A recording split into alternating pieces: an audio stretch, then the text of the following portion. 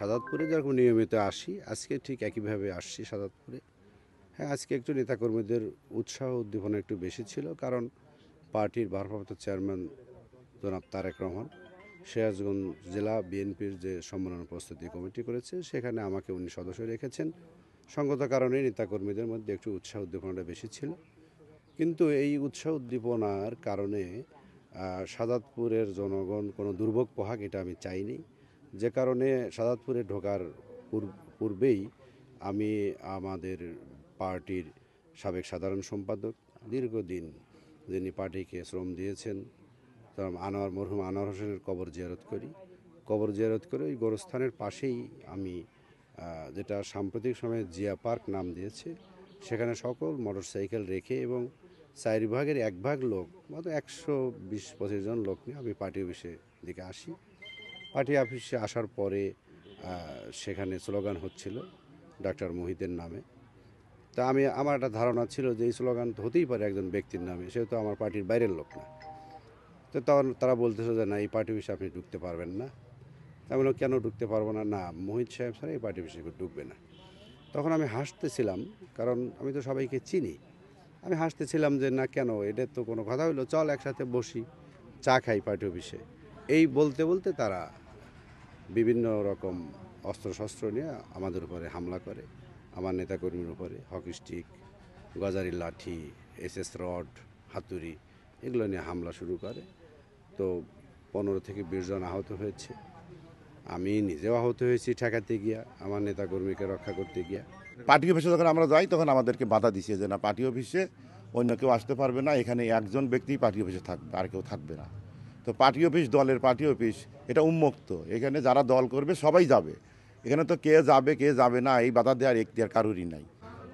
তারা এমনই একটা আতঙ্ক সৃষ্টি করছে যে তাহলে গোলাম সারা তো নমিনেশন পাইলো, গোলাম সারের এত জনপ্রিয়তা, এটাকে ভয় পায় এক শ্রেণীর দুর্বৃত্তরা পার্টির ক্ষতি করার জন্য এই ঘটনায় লিপ্ত হয়েছে।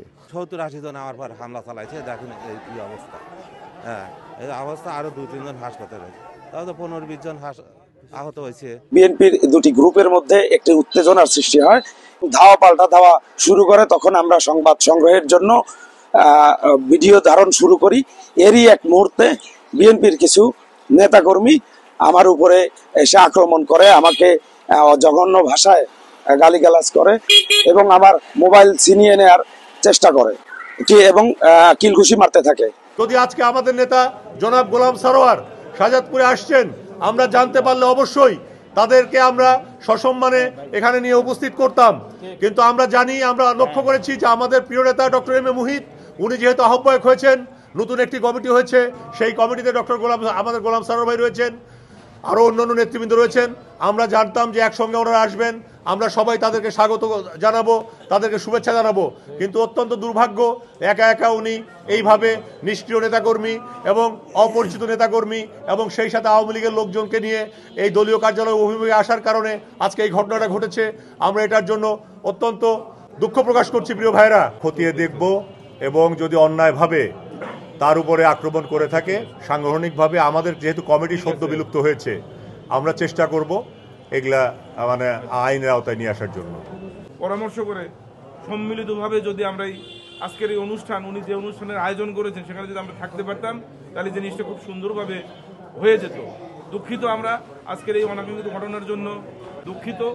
আর যে সমস্ত লোকজন, যে সমস্ত ছেলেপেলে, যে সমস্ত মানুষজন এই হামলার সাথে জড়িত, সেটা আওয়ামী লীগের লোক আছে এর মধ্যে, বা আওয়ামী লীগ ছাড়াও যারা 17টি বৎসর দলের সাথে ছিল না, 17টি বৎসর আমরা যারা আন্দোলন সংগ্রামের সাথে ছিলাম, তারা জানি আমরা কারা আমাদের সাথে আন্দোলন সংগ্রামে ছিল।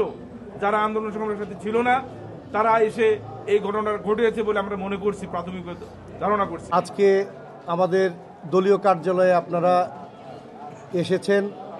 আজকে আমাদের পার্টি অফিসে একটা অপ্রীতিকর ঘটনা ঘটেছে। আমাদের বাংলাদেশ জাতীয়তাবাদী স্বেচ্ছাসেবক দলের কেন্দ্রীয় কমিটির সাবেক সিনিয়র সহসভাপতি, তিনি আজকে পার্টি অফিসে আকস্মিক উইদাউট নোটিশে উনি কিছু লোকবল নিয়ে, আওয়ামী লীগের চিহ্নিত কিছু লোকজন নিয়ে আকস্মিকভাবে পার্টি অফিস দখলের চেষ্টা করে। তো দীর্ঘ 17 বছর আমরা যারা রাজপথে ছিলাম, আন্দোলনে ছিলাম, আমরা এই সব লোকজনকে দেখতে পাইনি, আমাদের পাশে পাইনি। তাদের আকস্মিক এইভাবে পার্টি অফিস দখলের যে অপচেষ্টা, ঠিক সেই ঘটনাটাকে কেন্দ্র করেই পার্টি অফিস উপস্থিত যারা আমাদের নেতাকর্মীরা ছিল, জনগণের মধ্যেও একাংশ ছিল, তারা তাকে প্রতিহত করে। এবং আজকে আপনাদের সামনে দুঃখের সাথে এই কথাগুলো বলতেই হচ্ছে, নবগঠিত যে আহ্বায়ক কমিটি হয়েছে, আমরা তাকে সাধুবাদ জানিয়েছি, কংগ্রাচুলেট করেছি কমিটির সদস্য সচিব হিসেবে। কিন্তু ওনার মতো একজন নেতা এভাবে বিনা নোটিশে এভাবে চিহ্নিত কিছু আওয়ামী লীগার এবং আন্দোলনরত অবস্থাতে কিছু নিষ্ক্রিয়, যারা বিএনপিরও লোক ছিল তাদের সাথে, এবং তারা নিষ্ক্রিয় লোক ছিল, এদের সমন্বয়ে তারা আজকে পার্টি অফিসের দখল করে চেষ্টা করে।